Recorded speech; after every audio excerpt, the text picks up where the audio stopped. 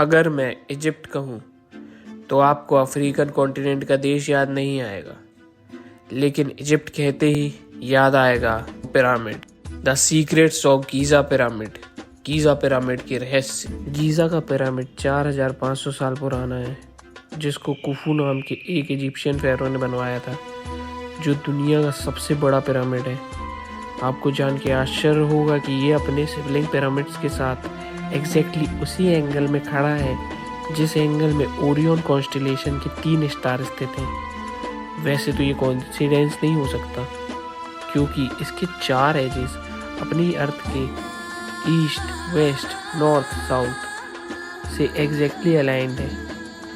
यानी उसका हर एक एज हमारे 4 डायरेक्शन को पॉइंट आउट करता है। और बड़ी बात तो ये है कि इजिप्शियंस ने ये तब अचीव किया जब कंपास नहीं था। आखिर कैसे? तो उन्होंने चारों साइड एकदम एक्यूरेट कैसे बनाई? इसका जवाब है इक्विनॉक्स से। इक्विनॉक्स, इसमें सन एकदम ईस्ट से वेस्ट जाता है और ऐसा सिर्फ साल में 2 बार होता है, मिड समर और मिड विंटर में। ऐसा इजिप्शियन स्काई वॉचर्स ने नोटिस कर लिया था कि सन एकदम ईस्ट से वेस्ट और एक परफेक्ट शेडो देता है। तो आर्किटेक्ट्स और स्काई वॉचर्स ने मिल के ये टेक्निक पे काम किया, क्योंकि तब मैग्नेटिक कंपास तो था नहीं। तब उन्होंने एक लकड़ी की स्टिक को ज़मीन में गाड़ दिया और उसके टिप की शेडो को मार्क करना शुरू किया। मार्किंग के लिए उन्होंने स्टोन्स का यूज़ किया।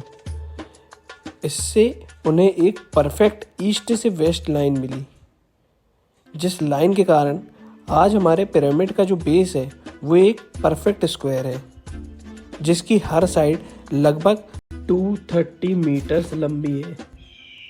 हर साइड के लिए उन्होंने यही टेक्निक का यूज़ किया। पिरामिड को बनाने में लगभग 20 साल लगे। इसको बनाने में 1 मीटर क्यूब और उससे भी बड़े 23 लाख पत्थर लगाए गए और इसके अंदरूनी चैम्बर्स में 50 टन से भी भारी ग्रेनाइट पत्थरों का यूज़ किया गया। वहीं बाकी के स्ट्रक्चर को 2 अलग तरह के लाइमस्टोन से बनाया गया। 23 लाख प्लस 50 टन का ग्रेनाइट प्लस लाइमस्टोन, इन सब को जोड़ के बहुत ही बड़ा स्ट्रक्चर बना, जिसकी लंबाई लगभग 146.6 मीटर है, या यूँ कहें तो 30 मंजिला इमारत जितनी बड़ी। इतने बड़े स्ट्रक्चर को बनाने में जब 20 से 30 साल लग सकते हैं, तो आपने कभी ये सोचा कि कितने वर्कर लगे होंगे? तो मैं आपको बता दूं कि लगभग 30,000 वर्कर्स काम कर रहे थे पिरामिड को बनाने का। अब मेरे दिमाग में एक प्रश्न आता है कि जब 30,000 वर्कर्स काम कर रहे थे, तो वो 30,000 वर्कर्स रह कहाँ रहे थे? हिस्टोरियंस के खोज करने पर पता चला कि पिरामिड से साउथ की तरफ वर्कर्स की सिविलाइजेशन थी। उनकी आधी सिविलाइजेशन तो मॉडर्न कायरो में चली गई है, लेकिन हमें स्ट्रीट्स और बैरिक्स जैसी बिल्डिंग मिलती है।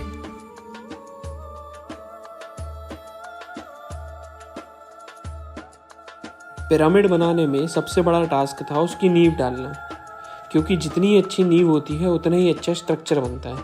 पिरामिड का स्ट्रक्चर इतना बड़ा होने के कारण उसकी नींव बहुत ही मजबूत बनाना था, लेकिन नींव डालने में सबसे बड़ी दिक्कत थी एरिया को प्लेन करके लेवल करना। क्योंकि ये पिरामिड गीज़ा प्लेटो के ऊपर बना है, यहाँ की ज़मीन बहुत ही ऊबड़ खाबड़ है।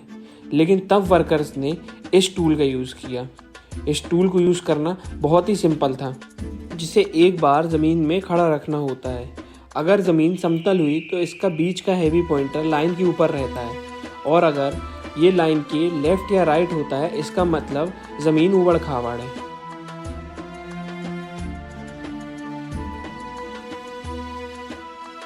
पिरामिड का काम कर रहे वर्कर्स के जो औजार रहते थे वो कॉपर के बने रहते थे, और कॉपर की जो खदान थी वो थी सिनाई में। उसके लिए पहले उन्हें वादी अल जरफ जाना पड़ता था। वहाँ से फिर वो अपनी रस्सी की बनी बोट लेकर रेड सी क्रॉस करके सिनाई जाते थे। पिरामिड को 3 लेयर में बनाया गया था और इसमें 3 प्रकार के पत्थर लगे थे। जो इसका एक्सटीरियर था वो हाई क्वालिटी का लाइमस्टोन था, और उसके अंदर का इंटीरियर जो था वो रफ कॉमन लाइमस्टोन था। सबसे अंदर के चैम्बर जो थे उसको ग्रेनाइट से बनाया गया था। इसमें पैसेज और क्वीन और किंग के चैम्बर शामिल हैं। ये सारे पत्थर अलग अलग जगह से आते थे। जैसे जो रफ लाइम स्टोन था वो यही पास में से गीज़ा से आ जाता था, जो लगभग 500 मीटर की दूरी पे था। और जो हाई क्वालिटी का लाइम स्टोन था वो तुरहा से लाया जाता था। और चैम्बर के लिए ग्रेनाइट आसमान से लाया जाता था, जो 800 किलोमीटर दूर है। पिरामिड के अंदर 2 चैम्बर हैं, बड़ा वाला किंग खूफू का, छोटा वाला क्वीन का। इन दोनों में उनकी रिस्पेक्टिव मम्मी रखी जानी थी।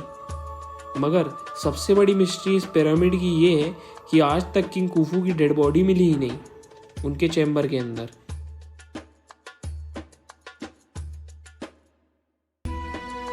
चलिए इसी मिस्ट्री के साथ इस वीडियो को यहीं पे ख़त्म करते हैं और उम्मीद करेंगे आपको ये वीडियो पसंद आया हो। पसंद आया तो इसको लाइक करें और ये चैनल नया है तो इसे सब्सक्राइब भी करें। Thank you.